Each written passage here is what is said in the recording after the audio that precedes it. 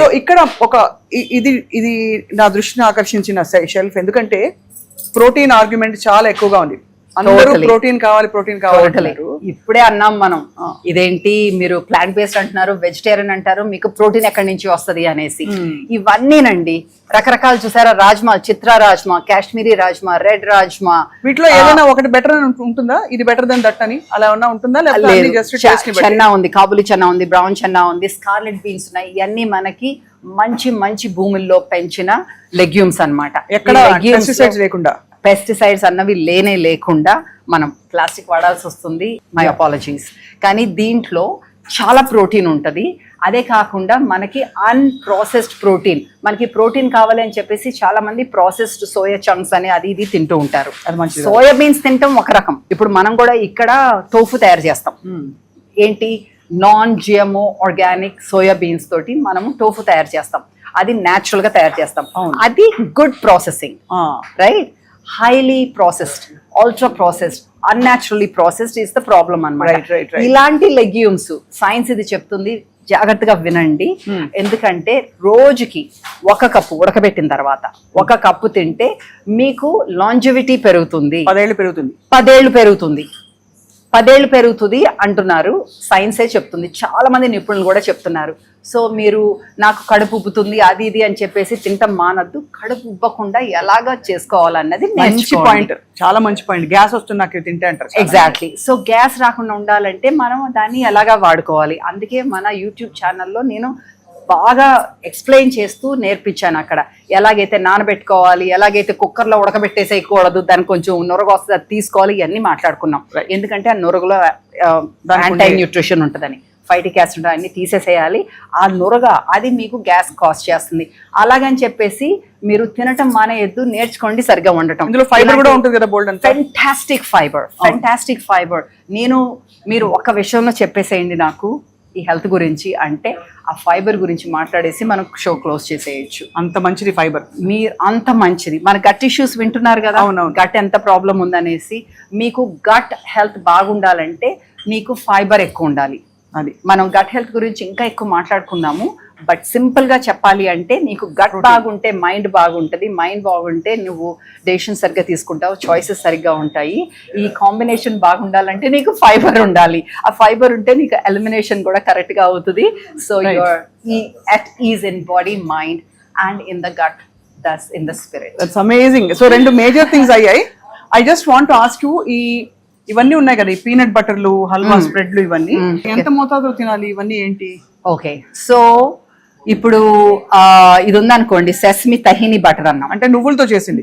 Just plain నువ్వులు butter లాగా grind చేసాము. ఇది నీకు 1 టేబుల్ స్పూన్ తింటే నీకు నువ్వులుండ తిన్నంత మహిమ వస్తుంది. ఇంకా చాలా కాల్షియం వస్తుంది. అట్లాగే ఇది వన్ ఆఫ్ అవర్ ఫేవరెట్ అన్నమాట జనాలకి, spicy pumpkin seeds with curry leaf. Pumpkin seeds మంచిదని విన్నాము, రైట్? దాంట్లో సెలీనియం ఉంటది. గుమ్మడి గింజలు పాత రోజుల్లో ఓపిగా ఒలుచుకునే వాళ్ళం. ఇప్పుడు ఒలుచుకోవడానికి మనకి టైం లేదు, ఎందుకంటే స్క్రీన్స్ ఉన్నాయి. సినిమాలు చూసుకోవాలి. అదే పాత రోజుల్లో అయితే గుమ్మడికాయ కొడితే దాంట్లో గింజలు తీసుకొని నెమ్మదిగా ఆరబెట్టుకొని మధ్యాహ్నం అయ్యేటప్పటికి ఒలుచుకొని అది స్నాక్ లాగా తినేవాళ్ళం. అది తింటలేదు, మనకి టైం లేదు. సో ఇందుకని మేము స్పైసీ పంకిన్ సీడ్స్ అన్నమాట. ఆ పంకిన్ సీడ్స్ లో మన గుమ్మడి గింజల్లో కరివేపాకు, కొంచెం మిరపకాయ అన్ని వేసి ఒక స్ప్రెడ్ లాగా చేసామన్నమాట. బ్రెడ్ మీద రాసుకోవచ్చు, చపాతి మీద రాసుకోవచ్చు, కూరగాయలు నంచుకుని తినొచ్చు, ఉత్తిన స్పూన్ తో ఇట్లా తినొచ్చు, మన రస్కులు వాటి మీద వేసుకోవచ్చు, మన ఫ్లాక్స్ సీడ్ క్రాకర్స్ మీద వేసుకోవచ్చు, అట్లా వేసుకోవచ్చు అనమాట. దీనివల్ల మీకు స్కిన్నే కాకుండా జుట్టే కాకుండా బ్రెయిన్ కూడా బాగా పనిచేస్తుంది. సో మనము అయ్యో అందులో ఉన్న తినకూడని పదార్థాలన్నీ ఎలాగ పిల్లలు తినేస్తున్నారన్న ఉద్దేశంతో మనం ఎంతో కాలం క్రితము ఈ చాకో ఆల్మండ్ స్ప్రెడ్ అని, డివైన్ కోకో స్ప్రెడ్ అని క్రియేట్ చేసామన్నమాట. ఇందులో మనకు చాక్లెట్ కూడా, కోకో అంటారు, కకావా, ఆ పాడ్స్ లోంచి వచ్చిన గింజల్ని అది రోస్ట్ చేస్తే ఒకలాంటి న్యూట్రియంట్స్, రోస్ట్ చేయకపోతే ఇంకా ఎక్కువ న్యూట్రియంట్స్ అట్లా ఉంటాయి రా. సో మనము రా ఉత్తినే ఎండపెట్టి అందంగా పొడి చేసి మనం అవి వాడతాం అన్నమాట. చాలా convenience is such a big thing. అది కూడా క్లీన్ ఇంగ్రీడియంట్స్ దొరకడం ఇట్స్ నాట్ ఈజీ. ఈ పొడి చూసారా, ఇది హెంప్ గన్ పౌడర్. చాలా మంది ఒమేగా ఆయిల్స్ కావాలనుకుంటాం కదా, ఒమేగా ఆయిల్స్ నీకు బ్రెయిన్ హెల్త్ కి అయితే, స్కిన్ హెల్త్ కి అయితే ఇవన్నీ కావాలి, especial pregnant women, foetus health కి ఇవన్నీ. సో ఈ హెంప్ అన్నది చియా సీడ్స్ లాగా, ఫ్లాక్ సీడ్స్ లాగా ఒమేగా ఆయిల్స్ ఎక్కువ ఉంటాయి అనమాట. ఉత్తనే హెంప్ తినాలంటే నాకు చేప వాసన వస్తుంది, అది వస్తుంది, ఇది వస్తుంది అని మనం తినకపోతామని చెప్పేసి మనం ఇందులో కొంచెం మన మసాలాలు, ఫ్రెష్ మసాలాలు యాడ్ చేసి పౌడర్ చేసాం. మనం అన్నంలో కానీ ఇడ్లీలో కానీ అలా నంచుకుంటాం. సో ఇక్కడ నాకు ఐ వాంట్ అంటే ఇక్కడ మనం పైకి వెళ్లే లోపు ఒకటి అఫ్ కోర్స్ ఇది చెప్పక్కర్లేదు శ్రీదేవి, మీరు మీ దగ్గర ఉన్నవన్నీ కూడా ప్లాంట్ బేస్డ్ 100%. ఎక్కడా కూడా ఇందులో డైరీ లేదు, పాల పదార్థాలు కానీ జంతువులకు సంబంధించిన ఏ పదార్థం లేదు. అంటే వెజిటేరియన్ కి ఇంకా ఒక 100 రెట్లు ఎక్కువ. కానీ దాన్ని చూసి ఇంటిమిడేట్ అవ్వకండి. చాలా మందికి ప్లాంట్ బేస్డ్ అన్నా, వీగన్ అన్నా ఏంటోలే మన ఫుడ్ కాదు అని అనిపిస్తుంది, మనకి సంబంధించింది కాదు అనుకునే అవకాశం చాలా ఉంది. కానీ ఇది ఏమీ కాదండి, వెజిటేరియన్. ఇది వెజిటేరియన్ ఫుడ్, హోల్ ఫుడ్. దాంట్లో మనకి జీర్ణంకి ఈజీగా అయ్యేలాంటి ఫుడ్ అన్నమాట. మీకు వెజిటేరియన్ అన్నంత మాత్రాన, వీగన్ అన్నంత మాత్రాన హెల్తీ కాదు కదా. ఒక్కోసారి మరి రకరకాల నూనెలో అది దేవేస్తే అదేమీ హెల్తీ కాదు. కానీ మనం చేసేది vegetarian food without dairy, without పాల పదార్థాలు. అమ్మో పాల పదార్థాలు లేకుండా ఎట్లాగా అనుకుంటాం. పాల పదార్థాల్లో పాత రోజుల్లో లాగా మనకి మన పాలు స్వచ్ఛత ఉండుంటే నాకు గొడవ ఉండేది కాదు. మనము ఈ ప్లాంట్ బేస్డ్ ఫుడ్ బిజినెస్ ఉండేవాళ్ళం కాదు, మామూలు వెజిటేరియన్ అయ్యేది. కానీ డాక్టర్లు చెప్తున్నారు, ఎంతమందో డాక్టర్లు చెప్తున్నారు, అలాగే సైన్స్ చెప్తుంది, అది మనకి ఇన్ఫ్లమేషన్ కాజ్ చేస్తుంది. మనలో ఇన్ఫ్లమేషన్. అదే కాకుండా దాంతో పాటు ఆ జంతువులకి ఇచ్చిన హార్మోన్స్, తప్పు హార్మోన్స్, గ్రోత్ హార్మోన్స్ అలాంటివన్నీ మనకు వస్తున్నాయి.